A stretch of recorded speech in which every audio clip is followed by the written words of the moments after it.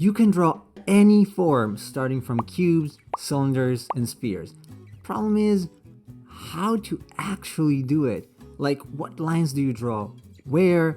And how exactly? Nobody talks about this, and admittedly, my previous attempt to do so was a little too quick. So today, I'm gonna dive in head first into cutting simple forms to get more complex ones in real time, showing you every single step so you can do the same and start drawing stuff you like at last, rather than an infinite series of cubes. Let's go. The first thing you have to realize when you want to cut a box or a surface to make something that's a little more complicated is that you have to reference the surfaces that you have. So let's say I want to do a straight cut and remove this slice. How do I do that? Well, first, I'm going to start my cut here. I know that if I draw a line, and if I've done any woodworking, you have done this. I know because I have. When I cut wood, I always do this. Then I set my end reference of the cut. So I have this other surface. I'm not going to make up any surface. I'm using the surface that's at the beginning of the cut and the surface that's at the end of the cut. So it's not going to be the same. Let's say it's something like this. Okay? This is an uneven cut. So the end is going to be like that. The beginning is going to be like so. If I connect these, I get a cut. So the new box is going to be something like so. So it's going to have this little part here that's part of the original box. But this surface, so if I, let's say, if I want to try to somewhat shade it a little bit in a very haphazard manner. So it's going to have different values. Actually, let me make this a little darker. So its value is probably going to be a little easier to understand. So we keep this. Let's say this was our darkest value. So that stays like that. Then we have something that's a little lighter. So we make it a little lighter as if the light, let's say it's coming from the top, or actually maybe it's right, striking right here, perpendicular to this surface.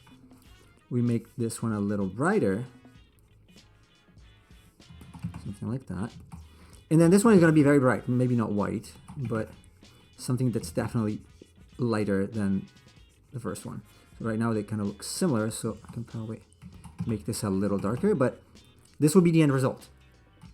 So you can see it's different from the original box.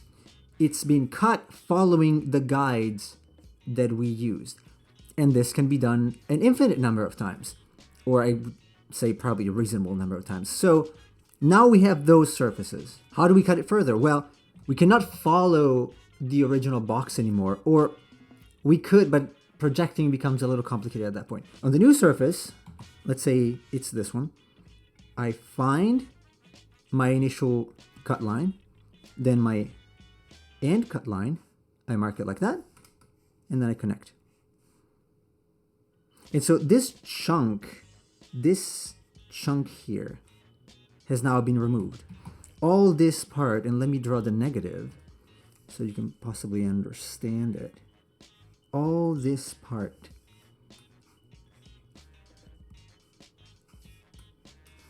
gets removed. This solid is now gone. So my new solid is going to be different. It's going to take that into account. The new surface, the old new surface, and the original surface of the box.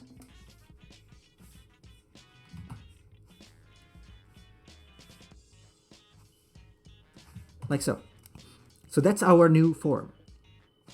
If you want to be precise and cut straight angles, then you have to follow perspective, meaning if this is my original cut, then the cut on the other side must follow the perspective of this one side, the direction of the cut. Anytime you cut something, there's going to be a direction, unless you want a curve, but I would recommend at the very beginning just do straight cuts. So in this case, I'm going to follow this, I'm going to follow this, and wherever it meets the other surface, then you connect, and you get a straight cut. So you go straight here, and obviously following this other perspective, and you go down here, and then you go towards the other vanishing point. This plane is effectively a new set of converging lines. And that's why I don't recommend at all to use vanishing points with, like, you know, connecting the vanishing points. Because if you do and you try to calculate this, it's going to become a complete mess. So something like so is already, or like, you know, we ended up with here, is already a decent result. You don't need anything more complicated than that, in my opinion, to get a three-dimensional read out of something. We can do the same on the other side, except we don't see some things. Let's say I want to cut this, then we see it, right? We see that. But if we cut down, we don't, because it's hidden. So it's kind of a house. It's pretty much a house shape. Kind of, let's say a roof. So this could be like a little hut or something. But if I want to remove, if I want to make, let's say I want to make this shorter, I cannot simply do this, because the cut needs to be, again, straight in this case, because this was straight for the roof, and it needs to follow the perspective.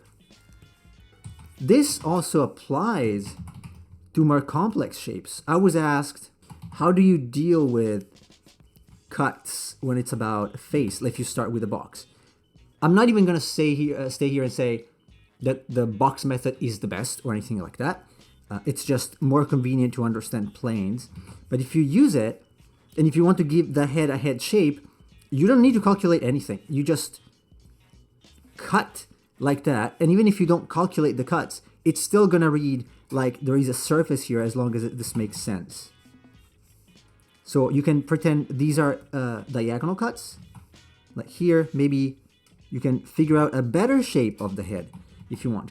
You try to merge what your notion of the head is without using a circle, just cutting away chunks of that surface. So in the case of a head, if you want a specific shape, you start with a shape first. Inside the box, you give it a shape that you think the head should have. Let's say it's a bald head, something like that, but with lines. And now that you have it, you think, okay, what's that line representing on the other side? Is it cutting a triangle like this? Maybe. It's absolutely legit. If you want to try this kind of head, nobody can stop you from that. Is it the most effective? Maybe not. We don't know. Then this would be something like so, because it needs to be symmetrical. And in the back would have something like that. We don't care about the other side. But these are all cuts. And then you can add the brow ridge or whatever you want. You can do everything exactly as you want. But the gist of it is, it needs to make sense from one side and the other, and it cannot break the illusion of form when you do it. So the cuts need to make sense. And I hear you say, well, that's a box, it's easy. What happens when you have a surface that's more complicated? Like a cylinder. It's actually the same thing. So easy here, because let me use another color. This is straight. This is a flat surface, so it's easy. What happens here? What happens? How do we cut this? Let's say we want to perform the same cut. Let's say in this direction, right? What happens? Well, we can't do the same thing we did with the initial cut and the end cut. So I go by feeling. I know that this surface is curved because I can feel it. Once you develop an understanding of the 3D form, you will be able to feel the surface. The way I cut it, if I imagine to cut it, is to try to gauge something like this. I know it's curved.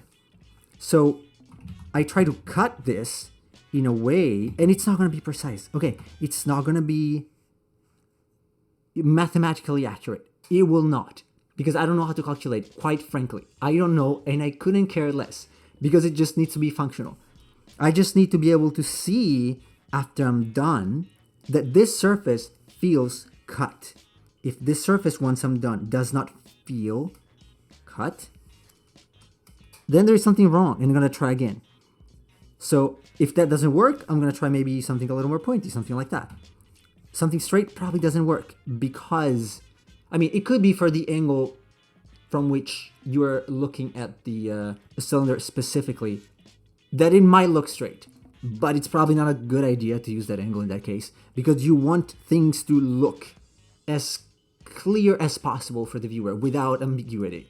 So a photo, and this is one of the reasons why I often recommend not studying necessarily from photos, might have been taken from an angle that's not what you could call a vanity angle. It might just not be conducive to show the form that you need to show. This cylinder is not perfect, but it's fine.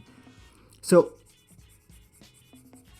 I have to just feel this surface here, ignoring the fact that I screwed up the cylinder a little bit. You have to be able to feel that surface. Does it feel reasonably, let's fix it here. Does it feel reasonably three-dimensional? Yeah. Is it perfect? No. Is it mathematically accurate? No. And you don't care.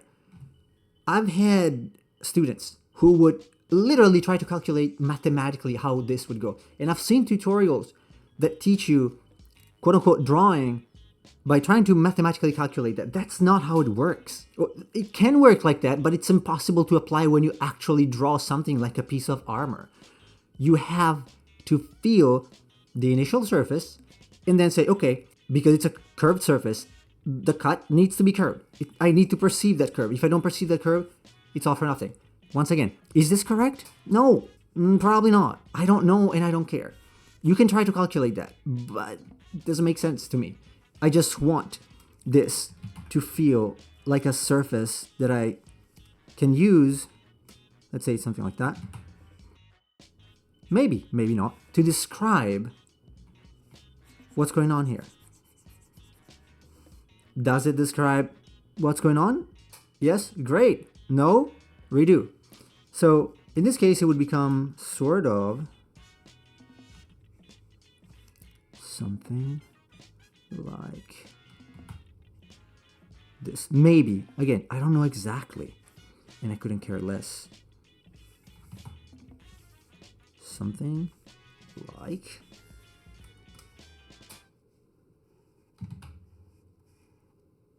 this. Now, is this in the middle? Probably. I forgot this side. Now, is this right there? Could it be elsewhere? Yeah, likely, probably. So maybe I adjusted and it's somewhere there. I don't know. You want to be absolutely sure? Get a 3D model and cut it. Get it in Blender and slice it. If you want to be 100% sure. But I'm arguing here, you don't need to be 100% sure. You just need it to be somewhat relatable as a surface. Is it relatable to the feeling I want to convey of the third dimension? Yeah. This could be, I don't know, a vest of some kind. You could cut it here and make it into a rib cage of some sort, whatever. It's the same principle as the box. It's just you approximate, because we're not doing, calculus here. We're just trying to draw and describe something. If you want to go into more complicated forms, let's say you have a blob, how do you cut it? Well, we've already seen how to cut it, slice it perpendicularly, it's just a cross contour. That's easy. But what do you do if it's not? What do you do if you want to add something to it?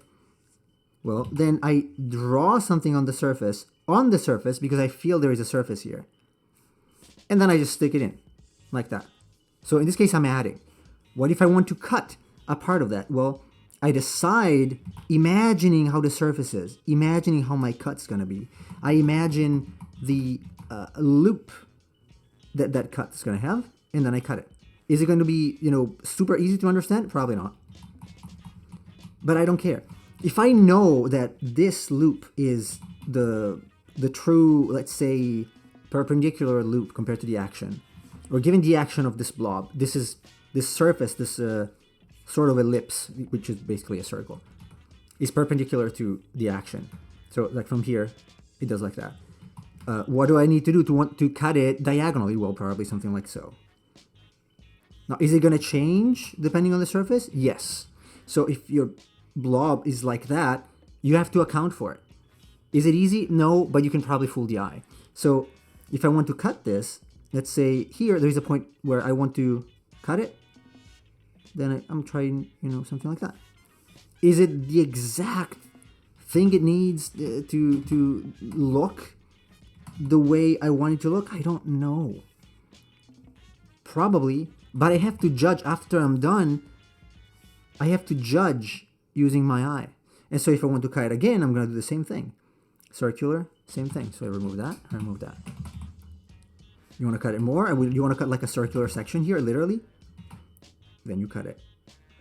And this becomes kind of flat. Now this is going to distort, okay? This is going to distort. How exactly? Once again, I don't know. But it doesn't matter. You don't need to know the exact position of everything. You just need to make sure it feels coherent with your perception of reality.